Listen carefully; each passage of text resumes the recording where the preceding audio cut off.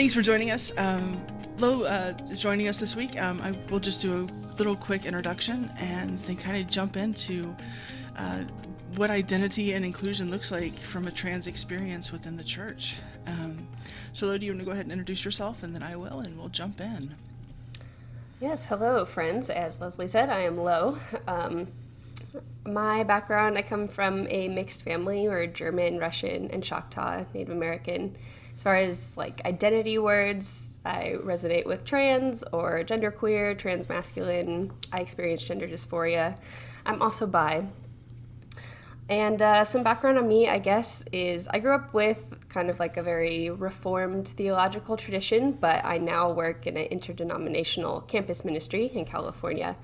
And on the side, I really love super nerdy pursuits like Dungeons and Dragons and cultivating plants. Nice. I kill every plant that I touch, so keep your plants away from me or they will die. I will help you. Thank you. So I'm Lesli Hudson-Reynolds. I grew up in Texas in the 80s, so in a very conservative Southern Baptist church in a not-so-friendly time to LGBT. And so a lot of my views on trans topics and LGBT topics, period, certainly go through that lens. I identify as non-binary, genderqueer, trans, and gay. I suppose lesbian would be an accurate word, although I just don't like the word. So would probably go with gay on that. I'm currently living in Tennessee, and I am the Gender Identity Ministry Director for Posture Shift, and also am newly taking care of our donor relations. So that's kind of who I am. Josh and I met through Posture Shift. So for today, we're going to be talking about inclusion and identity and what that means from a Christian trans perspective.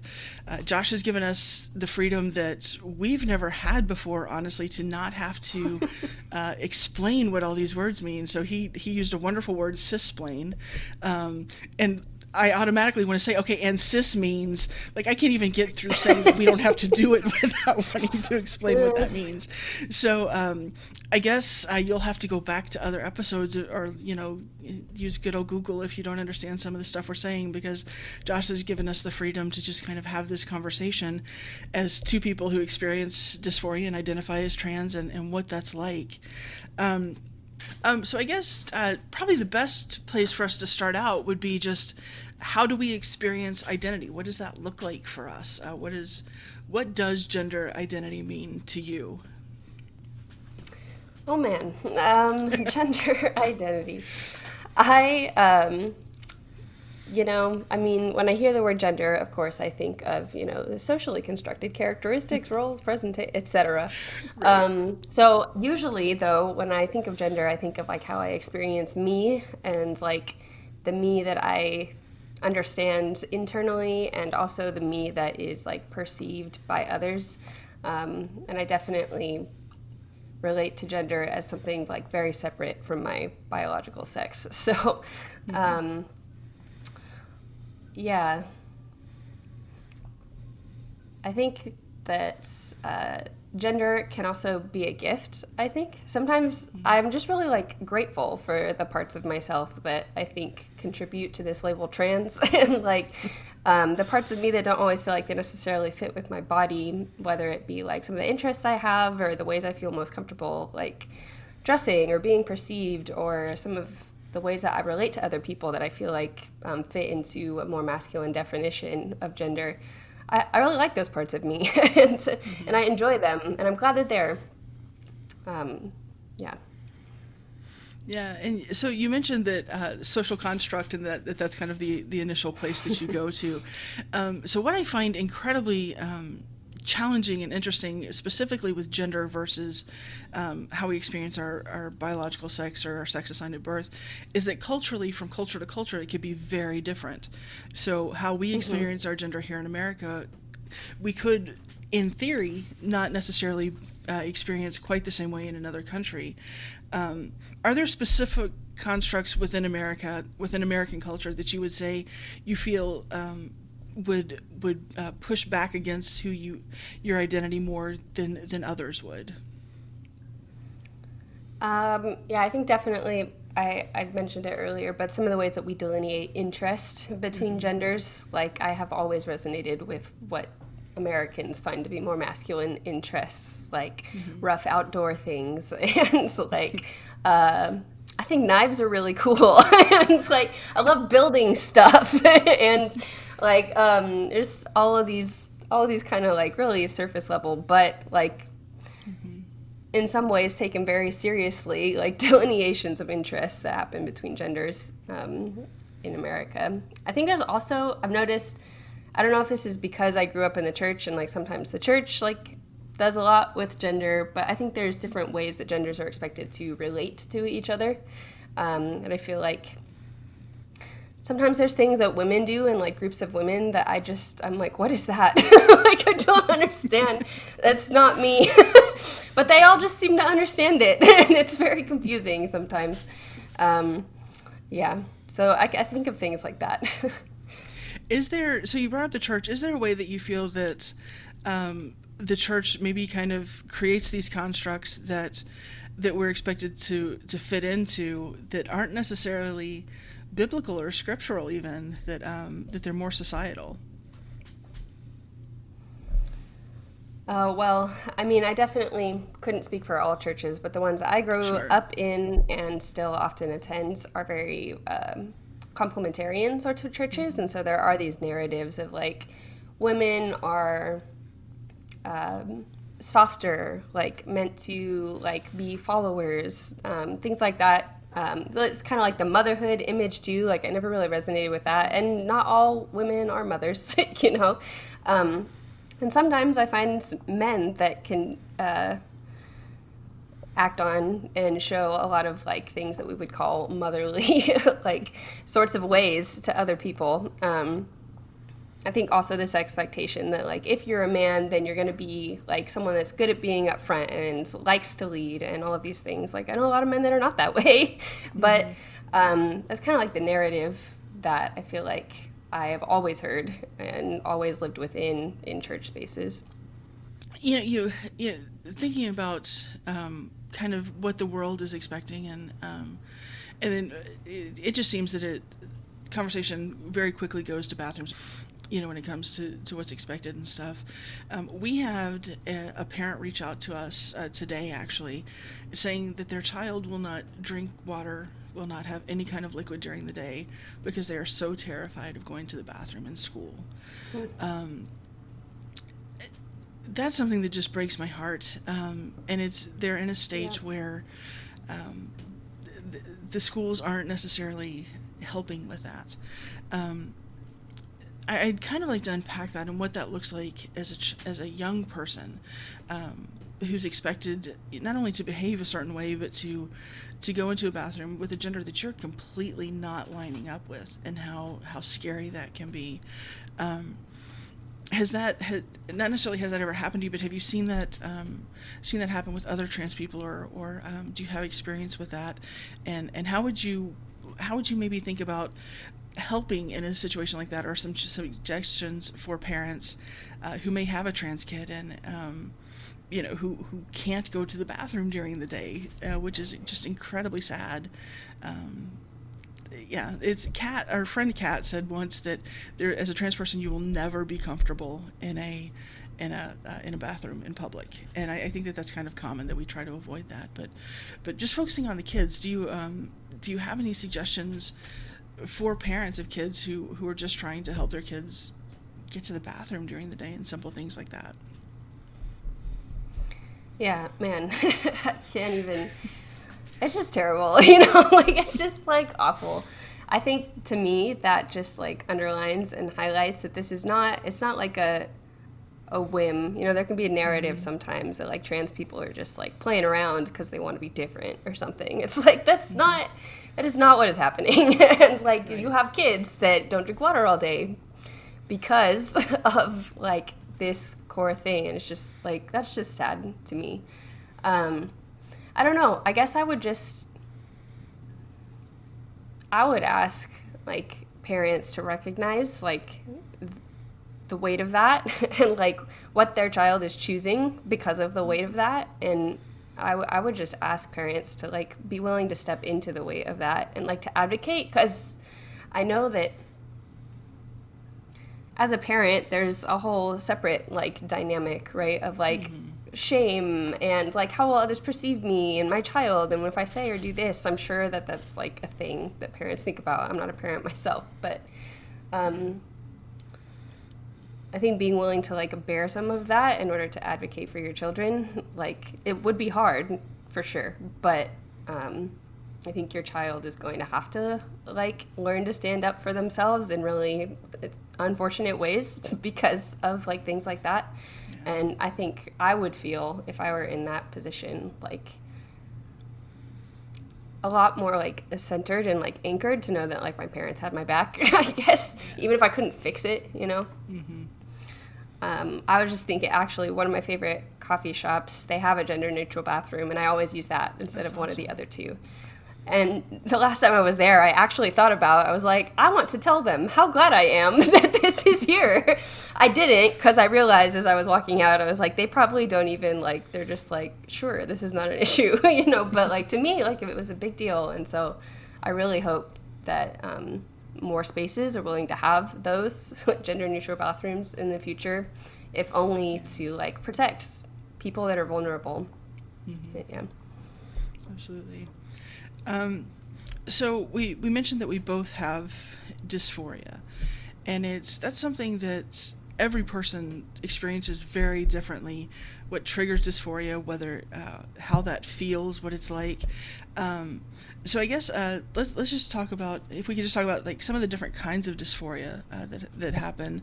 I was on a call with a young trans person, and Bill Henson with Posture Shift, and the young person said that they do a lot of streaming like gaming and stuff, and that their voice more than anything triggers their dysphoria. And this was like a brand new thing to Bill. Bill had never even thought about this, and that's something that's so ingrained in me. It was like, wow, I have completely failed that I'm the gender identity ministry director, and the director of my ministry has no idea that this is a thing. So, you know, there's obviously like physical, vocal expression, the roles that we fit into. What are some different ways that you see dysphoria playing out in either yourself or other trans people? And it just kind of what that looks like within the trans community.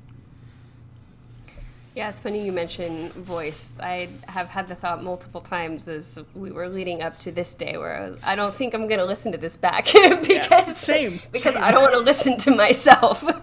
But anyways, yeah. I definitely, I mean, it feels stereotypical to say in some ways, but I also experience, like, there's certain times that I avoid mirrors. Like, I don't want to see my body in certain states. Like, there's certain things that I just, like, the less I can acknowledge in my conscious daily life, like, the less dysphoria I will experience. And sometimes I think that that's maybe problematic to avoid self-perception, but at the same time, like, I would like to be mentally stable. What the question was, like, different kinds of dysphoria. Yeah, like different ways that you've experienced dysphoria. And I will say, like, the mirror thing, I have one mirror in my house other than what's in the bathrooms, and it's not something that I put up. It's like unfortunately sitting right behind me and is in my office, and as soon as I get to redecorate my office, it will vanish. I really want to just kind of throw it off the back balcony. But yeah, it's incredible. You know, I've been asked, like, what's it like to be and then I'll get back to our initial question, but like, what's it like to be walking outside and then all of a sudden see your reflection? So it's like, it's one thing when you know within your own space, okay, well, if I walk by this, I just need to avert my eyes or whatever, but you're walking into a store and all of a sudden the sun's hitting just right so that there you are, and it's like, I have female hips, this is horrible, or, you know, whatever that looks like. Is that something that catches you off guard at times as well? Yeah, I think I have a very, like, strong internal perception, and so when I, like, am not prepared for it, and I, like, catch a glance, like, in a mirror or window or something, like you're saying, it could be very jarring. Like, I'm like, who is that sometimes? And it's like, no, wait, no. Like, we know who that is. Yeah, I think, like, double perception can, like, trigger dysphoria sometimes, too. Like, when I suddenly become aware that another person is perceiving me in a highly gendered or incorrectly gendered way, like, it makes me suddenly become aware of all the ways that I feel like I don't fit in my body and like heightens that somehow. I've been trying to like tease apart and think about like how there is dysphoria that exists even when I am around no humans and like it's just like within me, but I think there's also a part of it that is like comes up because of interaction with other gendered beings and how they perceive my gender or my physical like space. Yeah. I think that it's incredibly, what's the word I'm looking for? I guess we'll just say frustrating. That people with there's a lot of other words that would not be appropriate for this that I would like to use. But it's when you share your gender identity with somebody and they're like, oh no, but no, you have really soft features and you have this or you have that. And it's like, okay, I understand that you have just made things 1,000 times worse. Like, you're trying to tell me that, no, really, you're female, and it's like your reaction is perfect. Like, that was exactly, it's just like, you just want to crawl under the table. It's like, why are you saying this? This is so I've had people say, like, really well-meaning, like, they thought were compliments, and I'm like, that hurts me so much. Please stop.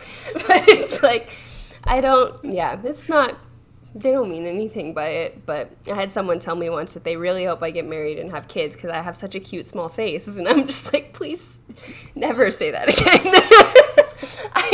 Please. Everything you just said is stuff that I try really hard to not think about during all of my life, so thank you. But yeah. One of the things that sometimes we'll recommend to teenagers is going to like a vocal coach to deepen your voice. Is that something that you've ever considered doing to try and alleviate some of that? I've thought about it. I guess part of it is like, I don't know where I would start. And then the other part is there's like this part of that I'm like anxious about. If I did that, like I would find out like which parts of my community have things to say, that I don't know if I'm ready for that. So I've never done anything about it, but I have thought about it. And in an ideal world, I think I would enjoy something like that. Yeah. Yeah, I've definitely considered it as well. It's funny when I'm not noticing now because neither of us like really have a naturally raspy voice. But if I'm talking to a trans guy, specifically a guy on T, there's a raspiness that enters my voice that I don't even recognize that I'm doing, and it's like, and I can't make it happen if it's if it's not happening. But there've been times when like I've gotten off the phone or gotten off a Zoom or something with a trans guy, and then gotten on, like immediately jumped into another call with like somebody from my current church, and we'll still have that going. And they're like, Lesli, do you have a cold? Like, what's going on with your voice? It's like, oh yeah, no, never mind. How are you today? Kind of like just yeah. flipping. I was in an Office Depot the other day, and the cashier called me sir to like asked me to come up, and like I realized halfway through the conversation that the voice I was using was like, this is not my customer service, I am a woman voice that I use with a lot of other people. And yeah. Just that it's I guess not so much a trans issue, but even just the way that women are also socialized to use their voices is a weird thing to encounter as a trans person. Yeah. One time I was recording a podcast with Preston, and somebody called in, and it was like an emergency call that I had to take. And we might have actually just been talking, I don't even remember, but and so I answered like in my Lesli voice and not in like, I don't know, it was my phone voice, whatever that is. And he was like, Lesli, you just sounded so cis. Like, what is that? Like, he was absolutely, I was like, okay, that hurt. Why did you go there? But okay, so we've talked about like that, like walking by mirrors and things like that can be triggers, that hearing our voice. Is there, in other people's perception, are there other things that you find that can be a trigger and that can be detrimental to, you've talked fairly openly about wanting to keep yourself safe mentally. That's something certainly that I've been fairly open about as well. Are there other things that you do are there things that can trigger you, and then what steps do you have to try and keep yourself safe in those moments if you feel comfortable sharing that? Yeah, I think one of the things that I just give myself permission to do now is to avoid highly gendered spaces, not because I think that people will like overtly put pressure on me to be a particular way, but I feel like existing in highly gendered spaces just comes with its own sort of like pressure or expectation, at least in my mind, to act or like be a certain way. So I'm really glad that I have great friends that are not offended when I don't want to go to their bridal shower or their baby shower and stuff. And they're like, it's fine, we'll do something else on our own. I'm like, thank you, because being in that room with all of those people doing these things would really like probably throw off my ability to like experience joy for the next couple of days. And I think some of the things that, you know, for all of the struggle and grief and pain that is very real and has come about because of the pandemic, I think one of the things that I have appreciated is as I was spending more time alone or it just inside my house, it felt a lot easier to stop like policing my own gender presentation and to just be okay with like, this is how I want to look and I'm going to look that way and I don't have to worry about anyone like saying anything about it. And I feel like actually over the last year, like the amount of dysphoria that I experience and like the frequency of it has lessened somewhat because I have been able to work on just like being okay with me and like what I am comfortable like acting and looking like. And I didn't even necessarily realize before all the ways that I was like policing and second guessing all of my decisions previously. And now it's kind of, it has actually been a struggle as like things have started to open up in different ways again. And it's been kind of like realizing how like little tolerance I now have for like the different like things and expectations that gendered expectations that I would navigate all the time before. And I didn't realize I was doing it until I didn't have to anymore. Yeah. And so I think there are some ways that I want to continue to give myself permission to like not have to be in some of these spaces that I know are not going to affect me in positive ways. But for the places where I feel like I need to be there or I need to participate in this structure or thing, or I need to be around this person that like has a tendency to trigger or say certain things. I have like a group of Christian friends that are just really understanding and really just accept me for who I am. And I usually will like talk it out with them later, just be like, this thing happened and it was really hard. And they're like, wow, that is hard.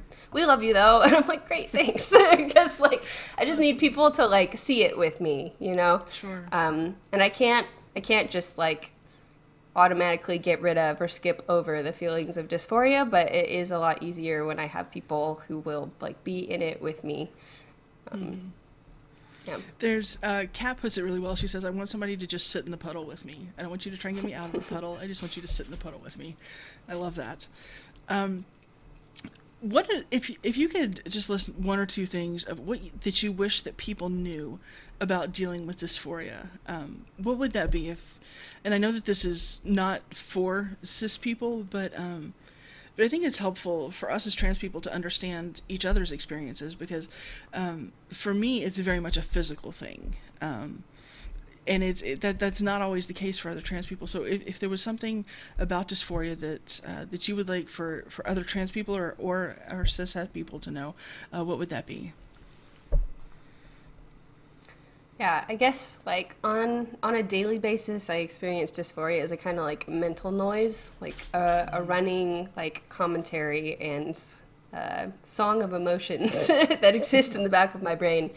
But I think when it's like worse or really bad, it's just like physical feeling of nausea or sometimes just like I'm not claustrophobic, but it's what I imagine being claustrophobic would feel like, where I just feel like I have to get out. Like I just need to like get out of my body. Oh no, I cannot, you know, and those are kind of like the feelings that I associate with it. It has also a couple of times in the past, I think like the stress and not being able to like manage dysphoria well has tended towards also an experience of depersonalization, which is like really distressing.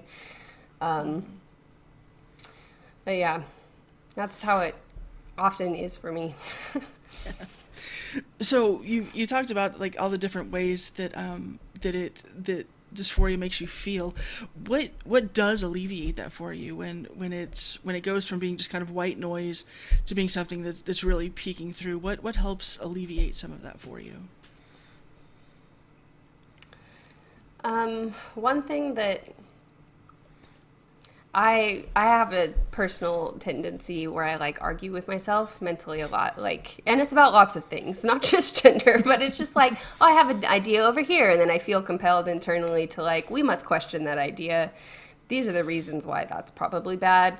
And my therapist just told me one time, he was like, you know, you do that all the time, and it sounds a little bit like you give the critical voice a lot more primacy. Like, what if you just, like, for a week decided to, like, say no to that? Like, just, you have an idea, just let it be. And, like, you know, you can't wreck your life in a week, probably. Like, you'll be fine. And I bring that up because I feel that way, like, in times where I feel a lot of dysphoria, I just sort of need to give myself permission to, like,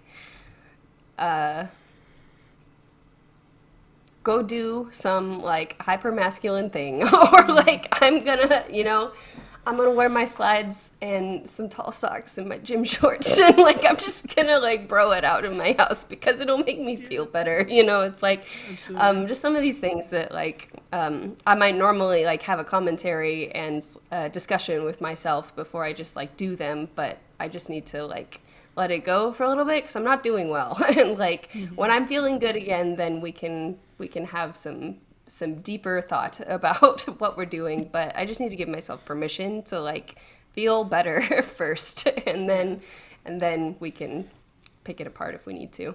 But yeah. Does being around, so for me, like, I will reach out to my guy friends. Like, I definitely relate to the whole hypermasculine thing. Does being around, like, males assigned at birth, does that help assuage some of your dysphoria, or does that make it worse? Because I can see it going both ways with different people. It does. If it is helpful to be around, like, my masculine male friends, if they understand me, because I feel like there are some men that the presence of someone that they perceive to be a woman, like, causes them to act different and, like, to say and do different things. That's not helpful. but I have friends that understand me and, like, accept me as I am, and then I really do enjoy hanging out with my guy friends, and they offer me a kind of belonging that I think is really cathartic when I'm really not feeling well. So yes, I definitely agree. Awesome. Okay, let's go a little bit into, we've talked about the church a little bit, but let's go a little bit into inclusion within the church and gender. Within the church, how have you experienced inclusion? Or have you experienced inclusion, I guess, would probably be a more accurate question to begin with. I think I have, in some small ways. I have not always been known as Lo, but about a year and a half ago when I started going by this name, it took me a while to work up to it, but I do a lot of different, like, service or, like, helping out things in the church, and so my name gets put in prints in, like, liturgy assignments and stuff like that. And so I went to the pastor in charge of that and said, hey, I would appreciate if you called me Lo in those things. And he just, no questions asked, was like, okay. And I was like, wow, really? I expected an argument, but it was like, no, it was fine. Yeah, so like, being able to go by the name that I prefer and that I want to be known by, I've really appreciated the ways that my church community has just sort of accepted me in that. And sometimes people have questions, but it all has ended up okay. I've also really appreciated in the Christian communities that I'm in when people just ask, like, how do you want me to refer to you? Like, with pronouns and names and all these other, and sometimes I'm just like, what you're doing is fine. But I appreciate that they asked, you know? Yeah. Those are some of the small things. To be honest, I can't think of a lot of, like, big ways that I feel like I've been included. For me, it's been the small ways have almost been more than like the grand. There have been a couple grand gestures. There was we always give out our church gives out gifts on Mother's Day and Father's Day to all women and then all men. And after the first Mother's Day that I was there, I thought that I was like really well understood. And one of the pastors came up and gave me like this little chocolate covered strawberry, and which is what they were giving all women. I was like, oh, I have so failed. I thought I was actually seen here, and like went home and was all depressed and was all upset. And then June rolls around and they give me the cup that they're giving to all men, like the same pastor does. So like he was actually seeing me a whole lot more than I would. I had to realize that, okay, I need to start giving people credit, or like instead of anticipating that kind of rejection. But it's, yeah, and things like people have come up to me and said, at church and said, I'm so sorry, I used she and her for you. And I was like, when? I didn't hear it. And they're like, oh no, you weren't in the room. And they're like apologizing to me for stuff when I wasn't even there. And so it's those little things that are, I think, so much bigger. For me personally, how have you seen, even if it's not intentional, how have you seen exclusion happen within gender in the church? One thing on the inclusion part that this isn't necessarily within the church, like the institution, but within the ministry that I work in. I've had a lot of coworkers and other folks who have been intentional to not use gendered language when they don't have to. It's like, instead of saying men and women, we're going to say people. And instead of That's awesome. saying brothers and sisters, we're going to say Christian family, and stuff like that. I've appreciated that, but even more so, I've had like non-binary students that will attend these spaces with me that have said that they really appreciated that. But ways that I've experienced exclusion. I have had experiences that one could call tragic within the church. I've served as a deacon and in some other ways at my church, and I remember there was one time that kind of like all the other deacons on the team had to sit down with me because they didn't want me to be seen representing the church the way that I dress.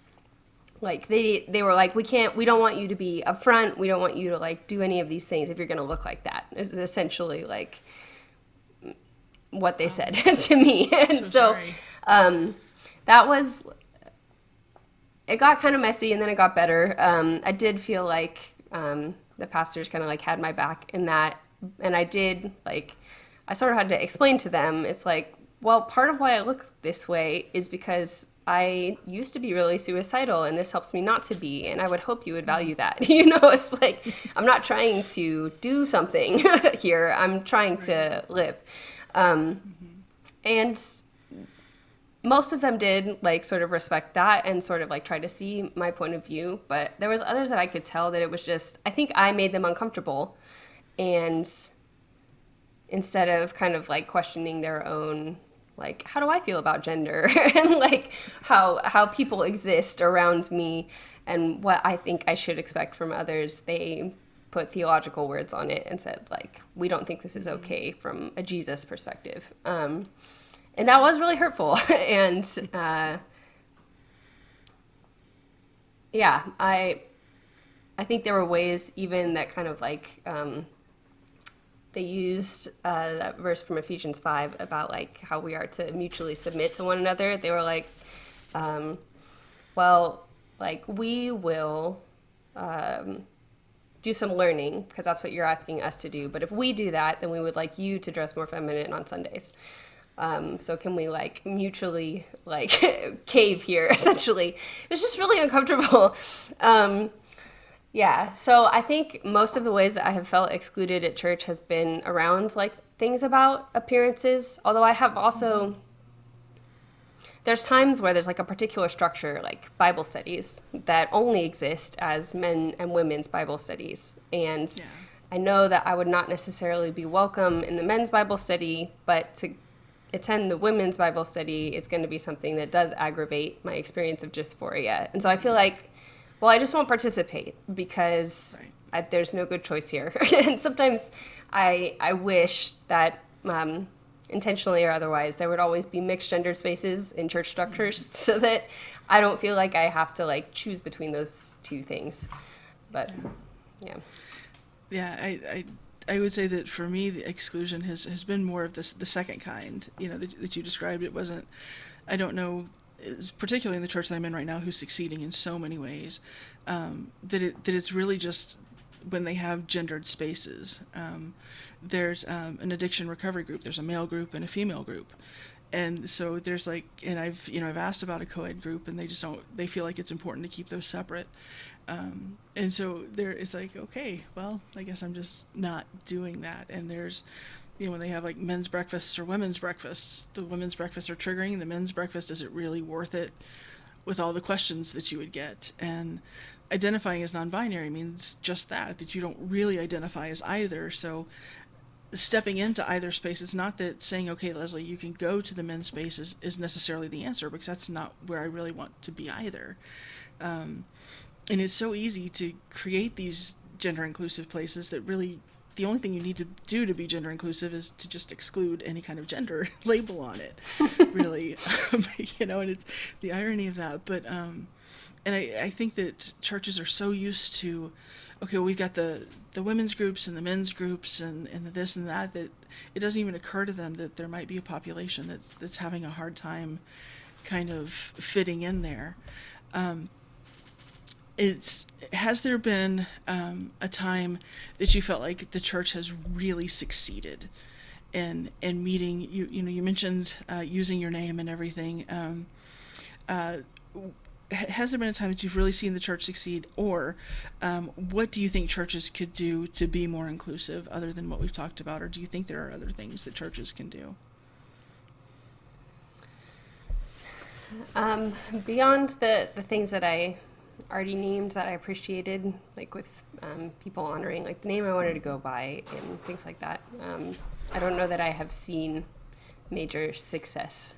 But one thing that felt really helpful and that I think could be helpful if more like church spaces engaged it, in the ministry I work with, there are some cis staff who have taken really seriously like discipleship around their own gender. And what I noticed though is that it felt different, because a lot of like gender discipleship within the church is often like, here's a list of traits to be more of. You're already some of this, like be more of that. That's great. It's like, and then you're like a well-rounded man or woman.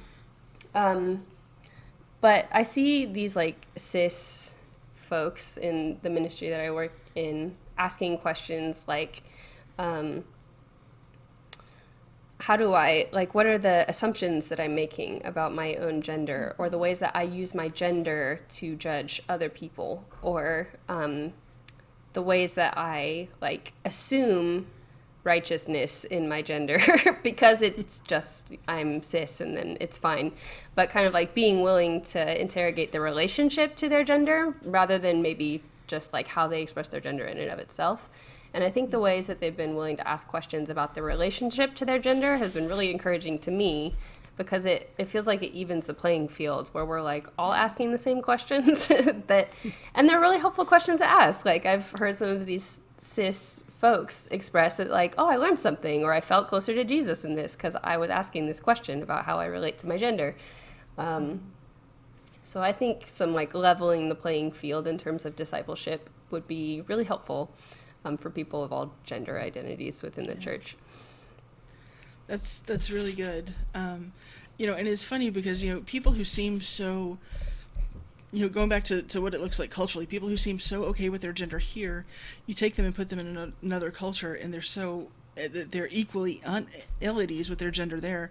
I went on a trip to Turkey, a mission trip, with someone who was fairly hypermasculine, and so was very much happy about being male and everything that had to do with being male.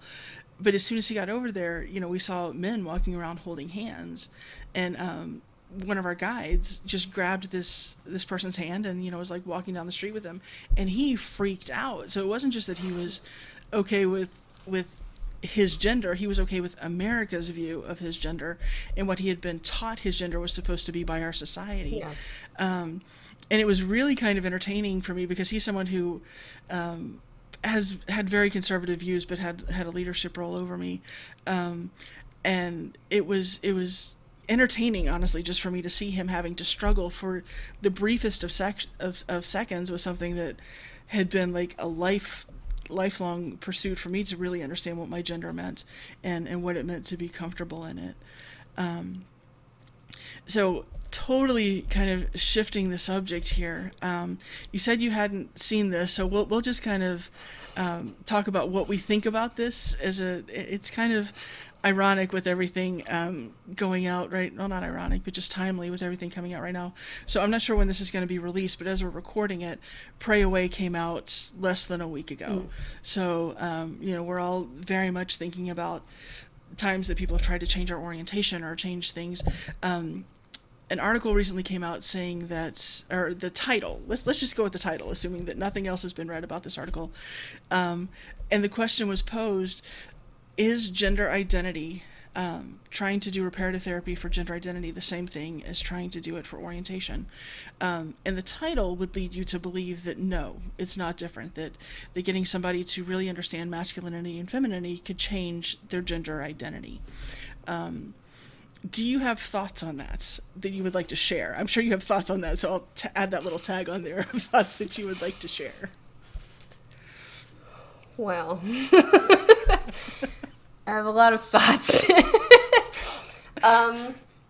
One of the most coherent ones that rises to the surface. I was actually just talking earlier today with a friend of mine who was speaking with her therapist, and her therapist was mentioning that she does work with trans individuals because she notices that sometimes when people transition, they swing hard in one, like either towards the masculine or the feminine, and the relationship to the other end of, if you want to call it a spectrum, becomes kind of toxic and not helpful.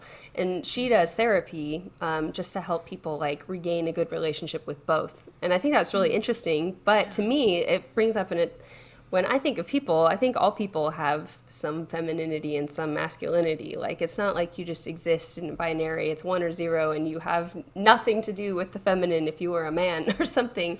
And so I think in some ways, the idea of like a conversion therapy for gender identity is flawed to begin with, because it's sort of suggesting that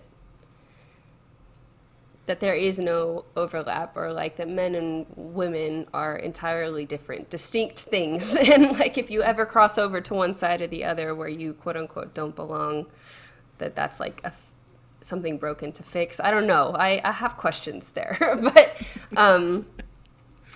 yeah, as far as like, I do appreciate, for example, Mark Yarhouse's discussion on like finding different shades or levels of ways to deal with dysphoria, and that some people like would be okay with a level 2 and other people need to go to level 10 to be able to manage their dysphoria. Like, I think that's a helpful conversation to have, and to the extent that could maybe be called something like conversion therapy, then I guess okay. But if we're talking about we need to make you, or if someone told me like you need to go to therapy to become more feminine and to stop relating to anything masculine and to just identify as a woman, I would feel like they were attacking my like personality in a way that is unfounded. It's like, my personality is fine. Like, what are you suggesting? So I don't know. I have a lot of questions about the premises that